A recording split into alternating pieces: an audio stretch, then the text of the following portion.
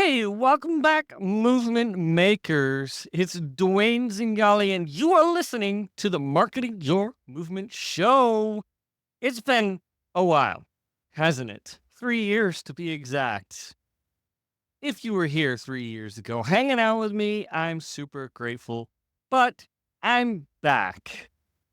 A lot of stories to tell, a lot of adventures, and I'm just more excited than ever to jump back in and continue empowering coaches, consultants, and powerful leaders like you to create meaningful connections and facilitate the transformative growth that you provide for your clients. Today, we're going to simply dive in to the power of pivoting, reviving marketing your movement.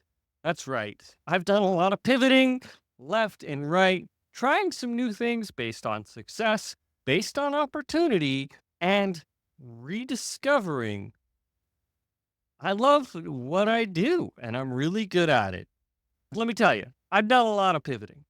There's been a lot of adventures along the way, and some pain and some downfall and some failure and some health challenges and some emotional challenges and some shadow work. And I think I'm going to finally stop self sabotaging myself because that's totally something I should admit to you right now. Since our last episode back in December of 2021, well, it's life. A lot of great things, a lot of challenges, but some amazing things have been things like supporting my amazing wife to launch and release her first children's book. I've been featured in a viral video with my family that reached over 2 million views, launched a YouTube channel with my entire family, and even opened up a Lego store. And if you're watching, you see it. But if you're listening, I have a lot of Lego behind me. That's right. You heard it. Opening a Lego store. More to share about that as time goes on. These experiences completely reshaped my perspective on marketing and movement building. And that's what I want to share with you a little bit today and going forward. Let's start with the power of embracing your differences. My wife's book, Wonderfully Different, Wonderfully Me, really drove this home for me. I was born with cranial facial differences, so you would think, well, duh, Dwayne, don't you know this? But I kind of spent most of my life trying to be normal, and I never really thought much of leaning into what I've got. I joked about it, sure. I conditioned to have a few questions about it from children. Why do you look so funny? But digging deep into the emotions that were there to help my wife find the words or be viewed on a podcast that got 2 million views or start a YouTube channel about helping families with extra medical needs who have children who might look a little different tends to provoke a lot of things you didn't realize were there. I always knew I looked different, but the thing is that difference has become one of my greatest assets in marketing. You can't forget my face once you see it. So in personal branding, I'm memorable, which is fantastic. I couldn't ask for a better gift. Who knew being born different would allow me to lean into who I am at 40 years old? Sure, authenticity is the current buzzword, but it's not just a buzzword for no reason. It's a key to standing out in a crowded digital space. No one can copy my face. And you have the same truth, and it doesn't have to be your face. It can be your personality, your voice, embracing what makes you unique. It's another reason I have way too much expensive Lego behind me. It's part of who I am. It's the child inside of me screaming, play. And you're going to attract the right audience, leaning further and further and further into what makes you wonderfully different. People resonate with you and your story, your struggles, your challenges, and the overcoming triumph when you get to stand atop, throw your arms in the air, and people can celebrate with you. And those who aren't celebrating with you are not your people. Speaking of triumphs and struggles, let's talk about that viral video thing. Being featured on a YouTube channel that has a large following and reaching over 2 million views was, well, let's say I wasn't ready for that. It was overwhelming. It wasn't just me, it's my wife and my children and my dogs, who probably didn't care because, he's a dog. It taught me valuable lessons about storytelling and vulnerability in marketing. We shared our family's journey of me having cranial facial differences and my daughter, the challenges that I faced and that we face as a family raising a child with the same cranial facial differences, and how we've overcome them. And you know what? People connected with that more than I thought anybody even cared. I'm like, why do you connect with this? I'm just me. I've been me my whole life. And I had never connected with, just because I have a slightly different story. A lot of people can connect with the challenges that I faced that were unique. Your challenges are uniquely you, but there's a lot of relatability within that. They saw themselves in our story. It reinforced for me that there is immense power in sharing both our struggles and our triumphs. So often in marketing, it's easy to go, look, I got $1 million. I built $100 million offer, and write these big bombastic, and bombastic has its place. It is your social proof that you've done something, but it kind of sometimes makes you less human unless if you share the struggle behind it. It's what makes somebody like Jeff Walker stand out in his initial story, because he was on the brink of not making it, right? Lots of tension leading up to knowing very well that he's quite successful. But we see the imperfection of his journey of growth. It's not about being perfect, it's about being the real you. Now, let's pivot to something a little bit more challenging: working with your spouse. Yeah, we tried that too. We launched the Our Wonder Family YouTube channel, and get me wrong, it's on the table still. It's just sitting there on the table as we poke at it here and there. And we thought it'd be a great way to share our stories and connect with more families.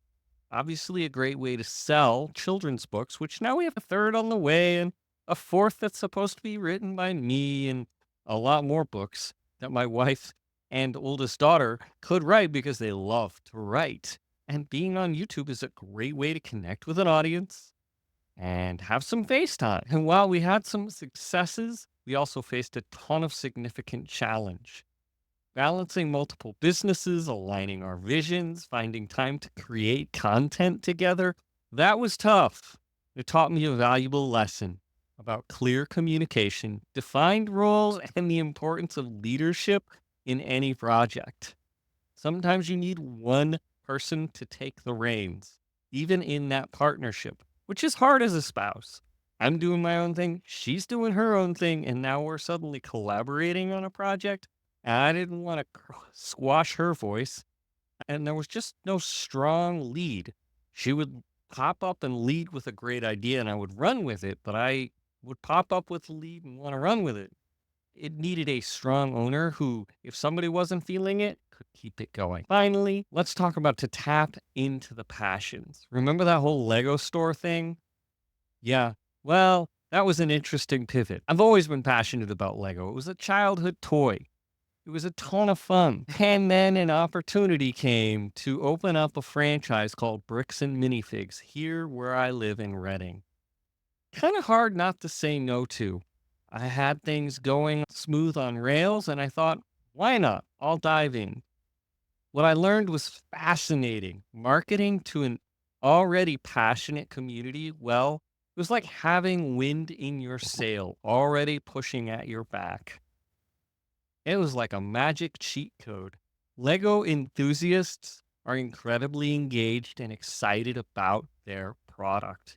It made me realize that the power of tapping into existing movement and aligning your message with communities that already share interests is integral to leapfrogging forward. We tapped into a market that was saying, hey, why is it taking so long?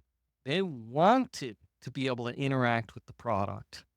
Now, I want to take a moment for our new segment, the movement momentum, how we can apply experiences that if my stories, so tying it back to my listen framework. Now, listen stands for locate, invite, survey, teach, empower, and nurture. It's my acronym for the customer journey, making sure we stand forward with a philosophy of human connection first. It creates, as my friend Robbie says, radical empathy, which is a far more powerful experience when working and leading movements because we're influencing people's emotional state of being. Each of these experiences I've shared relates to the different aspects of this framework. Embracing your differences. That's about locating your unique value proposition and inviting others who resonate with it. Sharing vulnerable stories, that's teaching through authentic experiences and empowering others to do the same. Working with partners, that's about nurturing relationships and creating a supportive community. Tapping into existing passions, that's locating where your audience already is and inviting them into your movement. The key takeaway here is the importance of adapting and pivoting. Your movement isn't static, it's a living, breathing thing that grows and changes.